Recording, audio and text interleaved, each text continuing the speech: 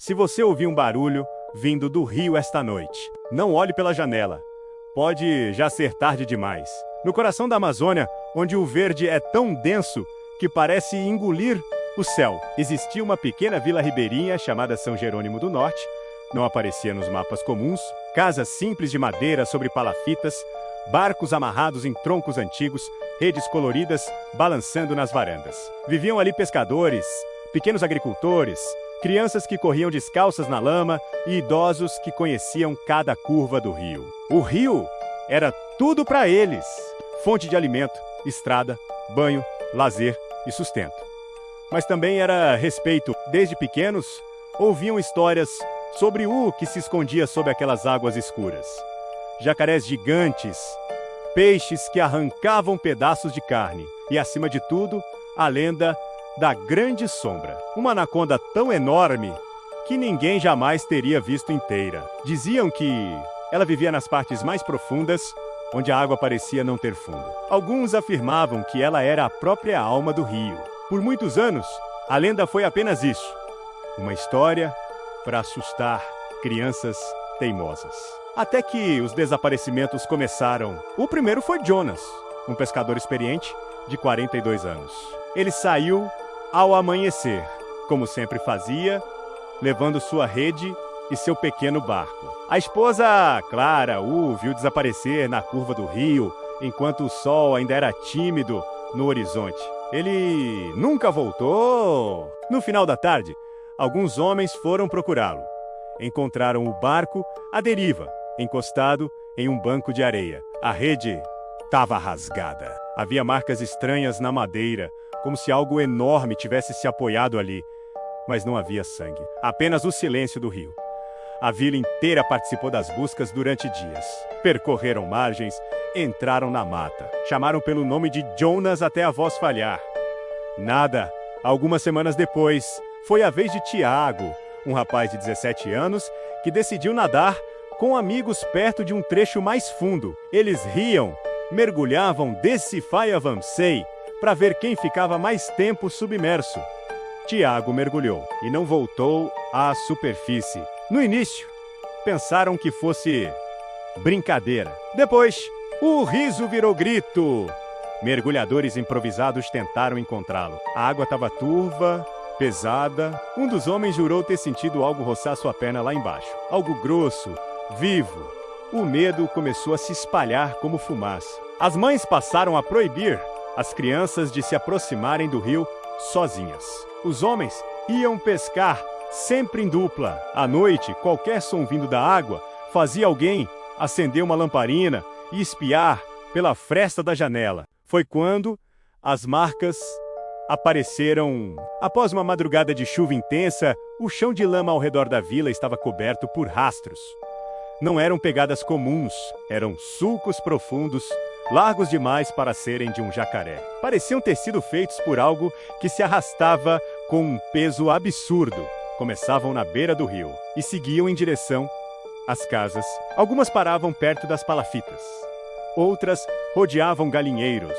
Uma delas ia até a porta da igreja simples de madeira no centro da vila. O mais assustador era a largura do rastro. Tinha quase a largura de uma porta. Seu Raimundo, um morador mais velho de 83 anos, ficou parado olhando aquelas marcas por longos minutos.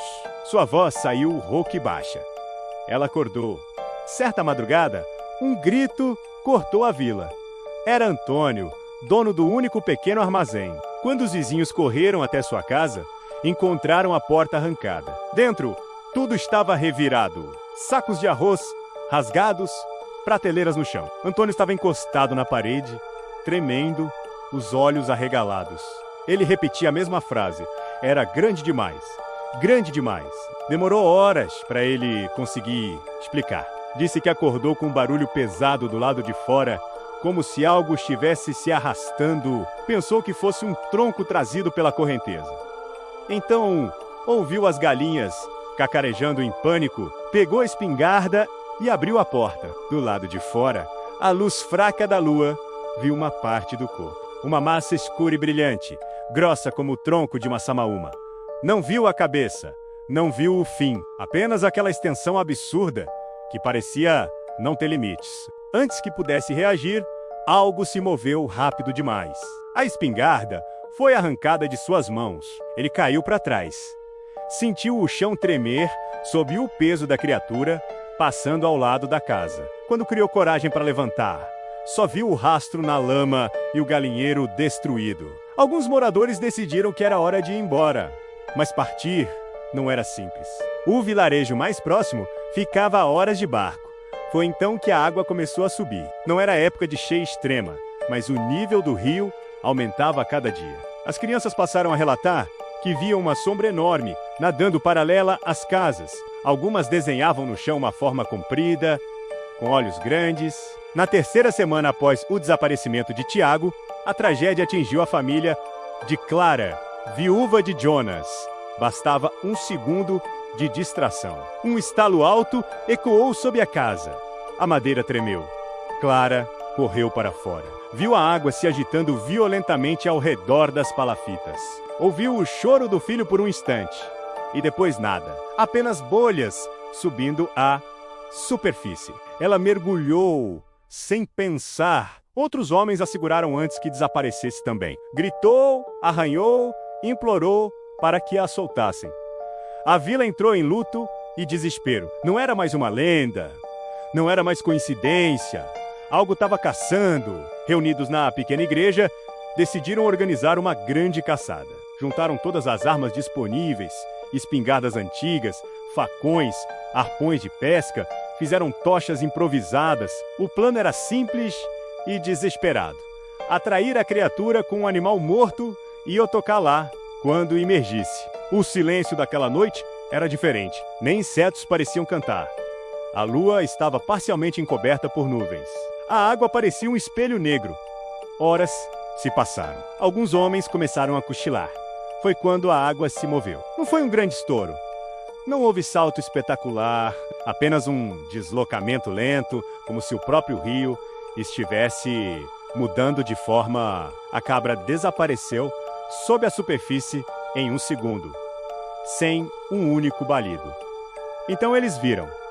Primeiro, a cabeça, enorme e larga, com olhos escuros que refletiam a luz das tochas.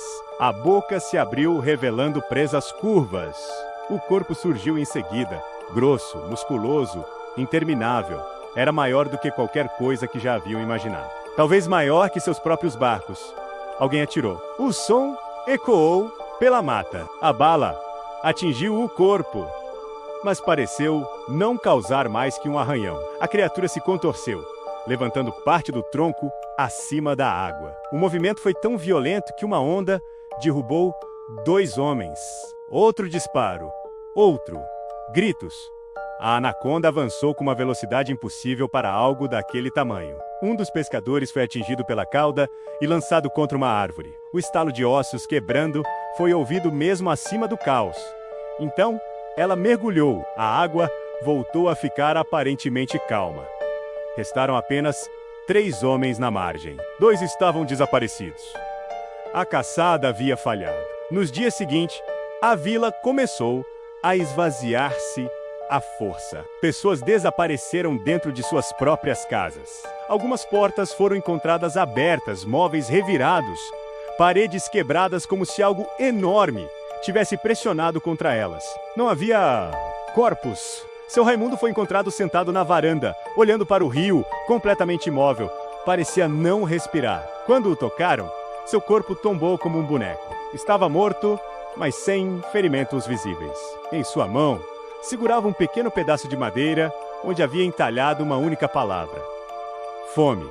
A última noite em São Jerônimo foi marcada por uma tempestade brutal. Raios rasgavam o céu. O vento fazia as casas gemerem. A água do rio subiu tanto que começou a invadir as primeiras palafitas. Clara, agora sem marido, sem filho, decidiu que não ficaria mais. Juntou o que restava de mantimentos e preparou seu barco. Outros 4 moradores fizeram o mesmo. Planejavam partir ao amanhecer. Mas a criatura não esperou o sol. Por volta das 3 da manhã, um estrondo fez a vila inteira estremecer. Uma das casas mais próximas da margem simplesmente cedeu, desmoronando na água. Gritos ecoaram na escuridão. Clara saiu correndo com uma lamparina na mão. A luz tremia sob a chuva, e então ela viu a forma colossal atravessando a vila por entre as casas alagadas. O corpo da anaconda deslizava por cima das estruturas, quebrando madeira como se fosse papel. Uma boca se abriu e engoliu um homem inteiro. Clara correu para o barco. A água já batia na altura dos joelhos. Conseguiu soltar a corda com mãos trêmulas. Subiu e começou a remar com força. Atrás dela, a vila estava sendo destruída. Casas caíam. Gritos cessavam abruptamente. A tempestade parecia proteger o monstro. Quando Clara olhou para trás pela última vez, viu apenas a cabeça da anaconda erguida acima dos telhados, como se observasse. Seus olhos encontraram os dela, e então ela mergulhou, levando consigo o que restava de São Jerônimo. Clara foi encontrada 2 dias depois, à deriva. Estava em estado de choque, murmurando sobre uma cobra maior que a própria vila. Ninguém acreditou completamente. Pensaram que fosse delírio. Uma equipe de resgate foi enviada ao local indicado e encontraram apenas destroços flutuando e pedaços de madeira espalhados. Nenhum corpo. São Jerônimo do Norte deixou de existir. Alguns meses depois, pescadores de uma região mais distante começaram a relatar desaparecimentos semelhantes. Redes rasgadas, barcos encontrados vazios, rastros gigantes na lama após as chuvas. A lenda da Grande Sombra se espalhou por toda a Amazônia. Alguns diziam que era apenas uma anaconda que crescera além do normal. Outros acreditavam que era algo mais antigo, mais inteligente, algo que escolhia quando e onde atacar.